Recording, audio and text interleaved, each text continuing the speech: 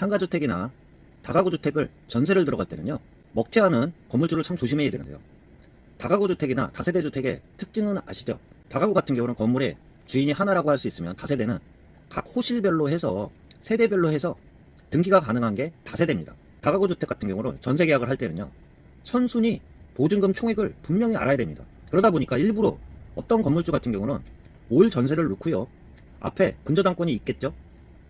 일부러 경매를 넘기면서 도망가는 먹튀 건물주도 많이 있는데요. 그렇기 때문에 선순위 보증금 총액을 분명히 확인을 한 상태에서 전세 계약을 해야지 전세 사기를 당하지 않는다고도 할 수 있습니다. 특히 은행 같은 경우도 장사꾼이다 보니까 앞에 선순위 전세입자가 있다고 하면은 근저당권을 은행 융자를 많이 내주지 않습니다. 그렇기 때문에 꼭 확인하셔야 되는 게, 계약할 때 근저당권이 있다 그러면 본인보다는 당연히 선순위로 근저당권이 잡혀 있을 겁니다.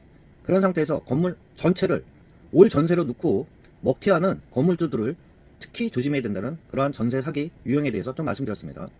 일부 영상에서도 좀 말씀드렸는데요, 다가구주택이나 상가주택 같은 경우는 전세 계약을 할 때요, 특히 근저당권이 있는 경우에는 선순위 전세입자의 보증금 총액을 분명히 알아야지 나중에 전세 사기를 당하지 않는데요.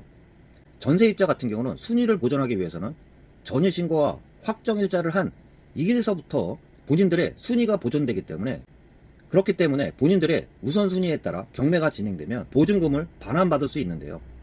일부 상가주택이나 다가구주택 같은 경우를 먹튀 건물이라고 이야기 드렸죠. 근저당권이 설정되어 있는 상태에서 올 전세로 전세를 놓고 경매를 일부러 집행하게끔 하고 전세보증금을 세입자들의 전세금을 날리게끔 하는 경우들도 있는데요. 그러다 보니까 최근에 판례들을 보면 공인중개사 입장에서도 선순위 보증금 총액을 정확하게 확인하지 않고 계약서를 썼을 때는 과실을 크게 인정한다는 판례들이 나오고 있습니다.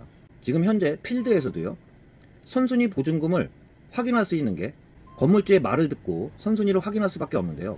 그렇지만 판례 내용들을 보면 일선에 있는 공인중개사 같은 경우는 터무니없이 주인이 선순위 보증금 총액을 말씀했을 때는 본인이 판단할 수 있는 그러한 능력들이 되기 때문에 공인중개사의 과실을 100% 인정하는 그러한 판례들도 나오고 있습니다. 그렇기 때문에 상가주택이나 다가구주택을 계약하시는 임차인뿐만 아니라 그 계약을 체결하는 공인중개사 입장에서도 임대인의 말만 듣고 선순위 총액을 적지 마시고요, 시세에 따라 시세가 많이 차이가 나는 것 같은 경우는 다시 묻고 확인해야 된다는 말씀 좀 드려볼 수 있습니다. 참고하시길 바라면서 영상 마치도록 하겠습니다. 골든마우스였습니다.